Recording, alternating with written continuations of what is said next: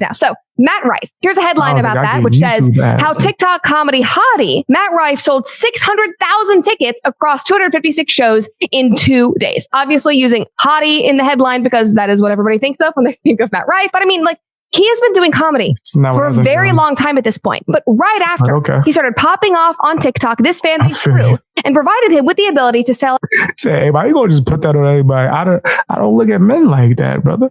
Like, it's not the first thing that comes to mind. Oh, hot it. No, that's not the first thing that comes to my mind when I see this guy or any guy at that. But a 256 show tour instantly, which is almost unheard of in the comedy world. Now, during an earlier interview, he praised his audience, which would make sense. Like, this is who is supporting him and buying up all of his tickets. I didn't see it at first. Now I see it. That is his fan base. We all have access to our TikTok analytics. He knows who is watching his videos. But he said, once TikTok blew up, everything kind of changed. Now I'm back to having a predominantly young female audience, but like, they're so passionate and they love to share everything. I don't have to do any of my own advertising. They promote everything I do. Yeah. For me, it's absolutely amazing. And when he says passionate, when he's talking about his female fans, he means passionate because they rallied behind him like Swifties or believers. Like when he announced his show and the tickets went up online, they literally shut down Ticketmaster. Just like when Taylor Swift announced. See, that got to be an amazing feeling, but at the same time, it's like, you got to really think it out, man. I think what he messed up is he needs to put more himself out there,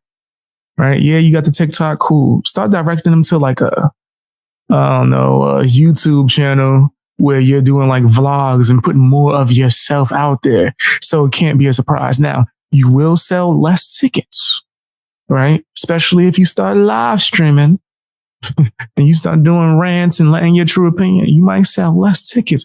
But damn it, the ones that come are going to really be there for you.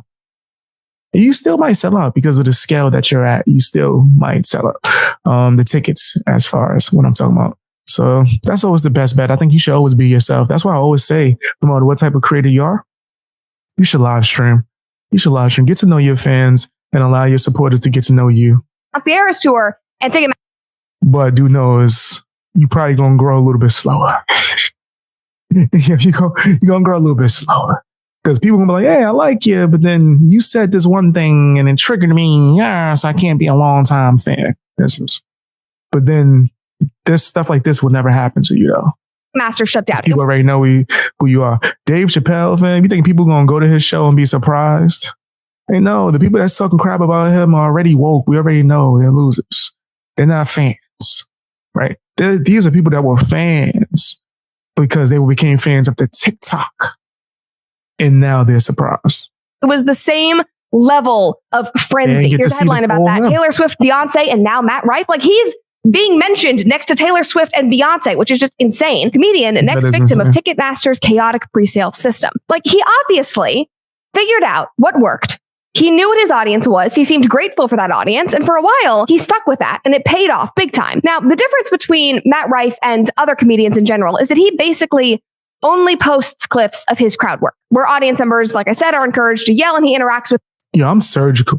People need to pay me to be an advisor, bro. So what did I just say? People were becoming fans without seeing the full him. And in his clips that go viral, his crowd work, which guess what? That's not actually his full comedy set. That's just bonus material. That's a mistake on his part because he noticed that the algorithm was pushing the crowd work. So he leaned on that. Cool to do what your fans are liking, but you need to mix other stuff. Yes. You know how many subscribers I would have on this channel if I didn't do live streams? Fam, just that alone. And if I like maybe did less videos and just only talked about maybe the same 2 to 3 topics every day, man, I would be in the 100,000s. But I personally decide, no, I want people to know me because I don't want to build up to hundreds of thousands. And it's people that don't really like me. They only want a certain type of content, right? I don't like that. I already have some of that now and I don't like it. So I try to put as much as myself out there as possible, right? You're going to get the bonus live streams, right? Where I'm just ranting about a bunch of stuff. You're going to get the clips about different topics that not everybody else is talking about. That's not trending. That's not going to get a lot of views. Yes, I'm going to grow slower, but the supporters that rock with me are going to be here for the long run because they know I'm not fake. even if they disagree with me, that's Beast Boy. He crazy. That's a crazy Beast Boy. He on his craziness, right? But they gonna respect the fact that I'm honest and I'm okay with the disagreement, right? That's always the route you should go. Be yourself. Be yourself. People be afraid. With them, like that is what made him go viral. I have never seen him doing any kind of long form comedy. I've never seen him, do a joke that he's written. I know that he has a couple of specials on YouTube, but that is not what I've been exposed to whatsoever. Literally just clips of his crowd work. So his tour audiences are full of these women who follow him, hoping that they will see the same type of thing that he posts on TikTok. Crowd work. His crowd work, which is not the traditional comedy hour that most comedians do, or that he was doing in his stand-up special, or that he was doing on his tour. And it seems that as Matt has been touring more, he has realized the divide between the Matt Rife fans and traditional comedy fans. And he's spoken about it now basically every time he's done a podcast since then, like this. Do you not like the thought that you have like a female base? You want to be equal? Or I'd love for it to be equal. Yeah. I mean, look, I'm incredibly grateful for women. Without women, I never would have I wouldn't care. Like me personally, I haven't looked at my analytics to tell you what's more women or more men in because I don't care. I don't give a damn.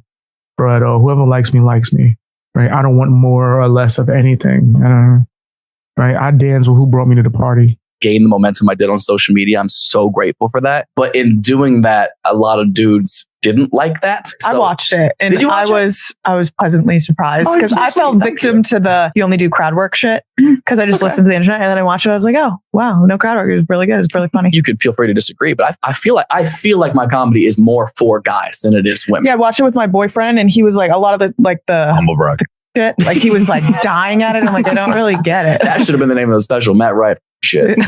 So again, he knows his audience and his brand. He knows what has made him famous and rich. And even Brianna Chicken Fry, who's the girl on that podcast, said that she had only seen his crowd work before, which is, again... Her name is Brianna Chicken Fry? Let me see. She put a picture of her. Shorty name is Chicken Fry? Was that what that pop-up was? Matt Rife. Shit. And rich. And even Brianna Chicken Fry, who's the girl on that podcast, said that she had only seen his crowd work before. Chicken Fry? Which is, again, all that his female audience has been consuming prior to him going on tour and prior to this Netflix special. Somebody commented and said, am I the only one who likes the crowd work more? I feel like it's more genuine and challenging to do, and he does it so well. I agree with that. No, Another person it's said not. his crowd work is better. Somebody else said his crowd work is the best. I don't see why that's a problem. And to this person's point, it's not really a problem. Like if he likes to do that crowd work that he's... Yeah, I'm not going to say that... whether it is better or not, that's not what I'm speaking on. I'm speaking on whether it's what she said is like the exact words. I want to get the exact statements. I know. Oh, well, I agree with that. Another person likes the crowd work more. I feel like it's more and prior to this Netflix special. Somebody commented and said, am I the only one who likes the crowd work more? I feel like it's more genuine and challenging to do, and he does. It's more challenging. All right, that's why I just wanted to make sure I wasn't misquoting her. More challenging to do. No, it's not. No, it's not. That is damn near a warm up and a cool down, actually. Crowd work, right? No, not for an expert level comedian. Crowd work is not like the hardest thing to do. To come up with a comedy set that you can do and make it sound fresh and new, even though it's repeated over and over again, depending on what city and club you go to, right? And then be able to adjust that in small increments to where it can have the comedy flow of the crowd hit a certain way. That's 1,000 times harder than, all right, man, so how you guys doing? Hey, what's your name? Huh? Kimberly? You definitely don't look like a Kimberly to me. That's your boyfriend that you with? Okay, yeah, why he look quiet? What's up? What's your name? You look like a Greg. Hey, come on, Greg. I'm going to talk to you all day now, Greg. Yeah, your name Greg. I don't care if your name Jason. You look like a Greg. That's not that hard to do. And also, if that wasn't me trying, I was just like some bullshit. But doing that, that's regular, bro. That's regular. I've grabbed the mic and jumped on stage and done that mad times. So that's nothing, man. It's probably helped me with my live streaming. But I'm not going to say that it's not hard at all or it doesn't take any technique. Once again, a master comedian would say that that's probably easier. At least that's what I would think, right? That's like asking a pro boxer, is it harder for you to spar? Or is it harder for you to go and do a full-on championship match every night in different cities? I would think that they would say the championship match every night, different cities, different opponents, different audience. right? I would think that would be harder than the crowd work. Crowd work is just, people like it because it's more relatable. It's not harder. You might say it's more genuine,